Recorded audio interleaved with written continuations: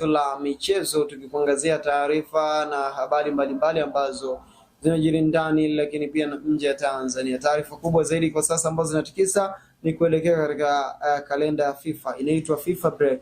Katika kuelekea katika FIFA break ni kwamba baadhi ya wachezaji tayari washajiunga na kikosi cha timu ya taifa ya Tanzania kwa ajili ya michezo ya kimataifa ya kirafiki ambayo itachezeka nchini Rwanda. Sasa moja ya jambo kubwa zaidi ni kuhusiana na mchezaji mmoja wa timu ya taifa Tanzania, Edgar Simon Msuva, ambaye ameshindwa kusafiri kwenda kujiunga na timu katika hiyo michezo ambayo iko katika kalenda ya FIFA. Sasa moja kwa moja Morris Abraham ameongezwa kikosini kwenda kurithi nafasi ya Epigod Simon Msuva. So Simon Msuva amepata mrithi wake katika timu ya taifa ya Tanzania ambaye ni Morris Abraham, kwa sababu yeye ameshindwa kusafiri. So Morris Abraham atasafiri kujiunga na timu hapo moja kwa moja ni kwenda kuzikabili michezo za kimataifa. Kwanza tutazame kile ambacho kimeandikwa. Simon Msuva ambaye ameshindwa kusafiri kuja kujiunga na Taifa Stars. Sasa taarifa na updates iko hivi. Kiungo Morris Abraham ameongezwa kikosini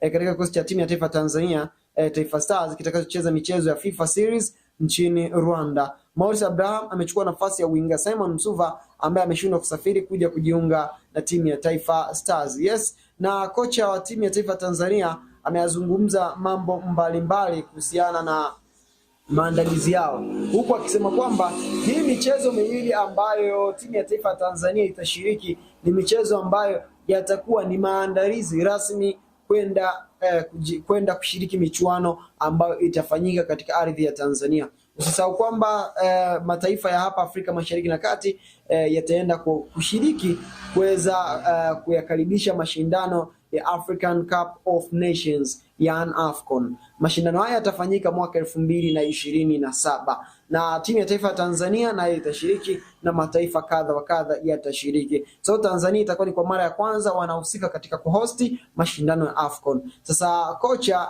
Miguel Gamond amesema kwamba maandalizi makubwa wanayofanya hasa hii michezo miwili ambayo imetokana na FIFA break ambayo itafanyika nchini Rwanda, hii moja kwa moja itakuwa ni maandalizi ya mwanzo kabisa ya kwenda kushiriki michuano hiyo ya AFCON kwa mwaka 2027. Na Tanzania kama ambaye ni hosti ni lazima au ameandaa kikosi kwa ajili ya kupata mafanikio, kwa ajili ya kusogea mbele na kwa ajili ya kufanya mambo ambayo itakuwa ni makubwa zaidi. So ni jambo kubwa zaidi tumeona Simon Msuva ambaye ameshindwa kusafiri na timu, lakini Simba mchezaji kutoka Simba Sports Club Morris Abraham ameaminiwa na kujumuishwa katika kikosi. Sio kuwashindanisha kwamba labda Simon Msuva na nafasi yake kurithiwa na Morris Abraham, lakini ni kile ambacho Morris Abraham amekuwa akifanya